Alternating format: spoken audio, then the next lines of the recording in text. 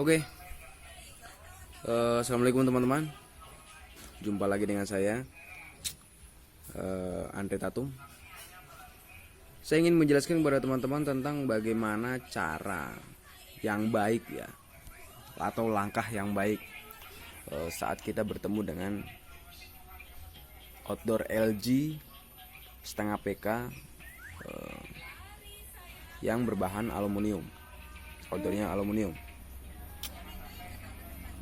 Cara diagnosa kebocoran teman-teman udah paham ya, atau mungkin saya ulang lagi. Jadi yuk, untuk cara mendiagnosa AC bocornya di mana, bocor freonnya di mana, itu teman-teman cukup dengan membuka indoor, buka cover indoornya, buka cover outdoornya, buka sambungan nipple indoor dan nipple outdoor. Cek 4 titik itu, ada 4 ya. Cover indoor, kemudian cover outdoor, terus nipple indoor, sambungan nipple indoor dan sambungan nipple outdoor. Itu dicek bagian mana yang ada olinya. Sebentar. Kalau misalnya berada di bagian indoor, olinya berada bagian indoor, berarti kita hanya fokus ke indoor, ke evap indoor. Kemudian yang kedua, kalau kita misalnya melihat ada bocor, ada oli di area outdoor, berarti bocornya di kondensor atau di sambungan freon. Selanjutnya, kalau misalnya kita temukan ada kebocorannya di sambungan indoor, berarti fokus ke flaringan. Lalu bagaimana Mas Andi kalau tidak ada tanda-tandanya? Kemungkinan besar itu ada di pipa, berarti pipanya bocor. Biasanya untuk AC-AC yang berumur udah di atas 2 tahun, biasanya pipanya bocor. Silakan dipelajari pelan-pelan video ini. Pelan-pelan teman-teman, ini adalah ilmu teknik, nggak bisa buru-buru. Saya doakan agar segala urusan teman-teman dimudahkan oleh Allah Subhanahu wa taala. Ingat, harus tenang posisinya, nggak boleh buru-buru. Silakan dipelajari videonya pelan-pelan. Saya kira assalamualaikum warahmatullahi wabarakatuh.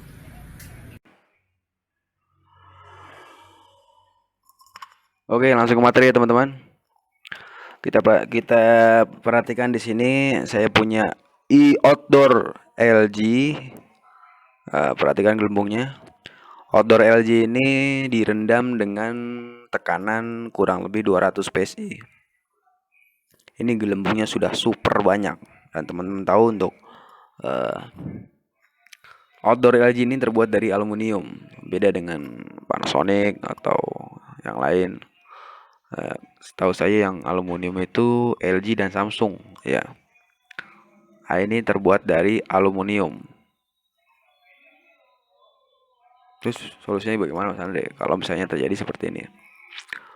Aluminium itu bisa sebenarnya ditambal, bisa. Asalkan kita ketemu daging yang besar. Maksudnya daging yang besar itu kita ketemu sambungan lah ya. Kata kasarnya sambungan kan tebal tuh.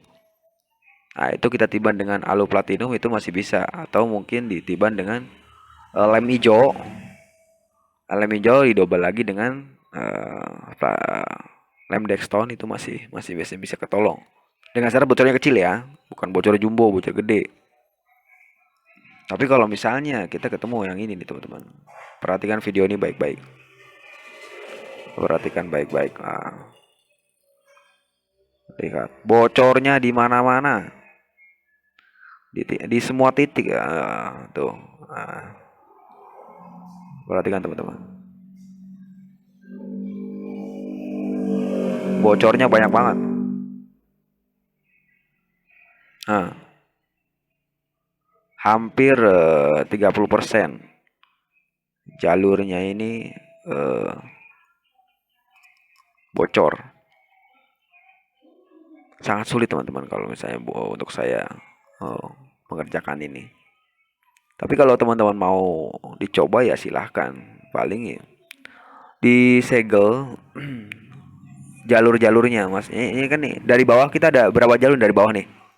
1, 2, 3, 4, 5 jalur atau 6 jalur atau berapa jalur yang kira-kira menurut teman-teman itu bermasalah. Itu jalurnya dipampet aja. Jalurnya dipampet. Jadi dia nggak untuk yang sistem ini nggak untuk yang sistem ini nggak diaktifkan. Tapi ditambahin dengan pipa seperempat sepanjang ya 4 meter lah. Ditambahin dengan pipa seperempat panjang 4 meter, bisa ditaruh di high press. Oh, jangan di high press, di low press. Ditaruh di sebelum filter kosong, filter. Nah, itu disambung dengan pipa seperempat. Paling seperti itu teman-teman solusinya. Solusi kedua saran saya yang ini menurut saya ini adalah solusi yang pas gitu, nyaman. Jadi teman-teman kerjanya nggak terlalu capek, kemudian hatinya juga nggak ragu-ragu. Yaitu dengan memberikan kondensor yang kedua. Maksudnya kondensor jangan aluminium ya, kalau bisa kondensor LG yang kedua. Jadi kita ganti kondensornya aja. Kalau emang teman-teman yakin kompresornya masih bagus, masih sehat, masih aman, nggak ada masalah, tekanannya juga masih bagus, nggak perlu diganti kompresornya. Cukup diganti kondensornya aja. Diganti kondensornya dengan kondensor yang versi tembaga.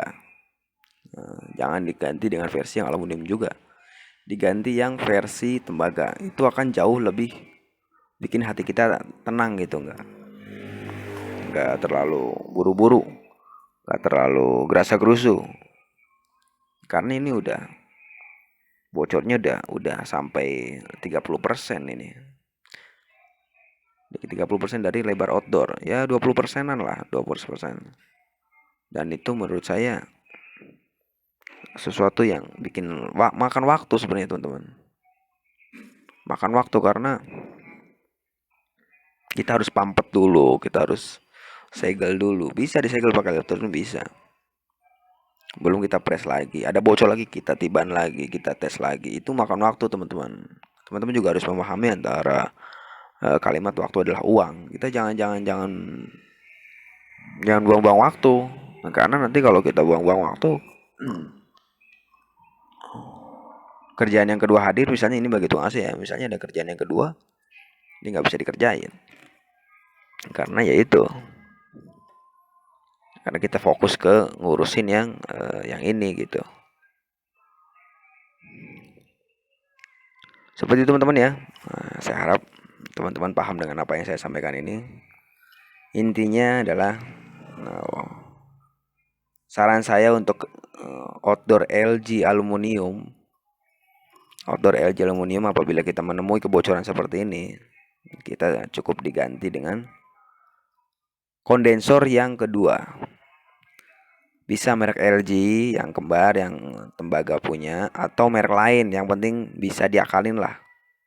Bisa diakalin agar masuk aja ke apa namanya?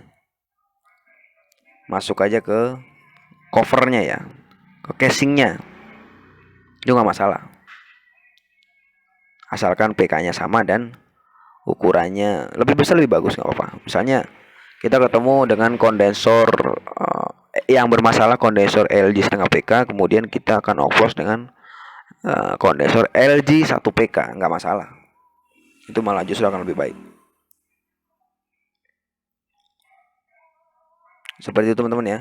Semoga bisa paham dengan apa yang saya sampaikan. Jangan lupa berdoa sebelum mengerjakan. Sangat simpel. Asalkan teman-teman pelajari pelan-pelan, harus tenang, jangan buru-buru.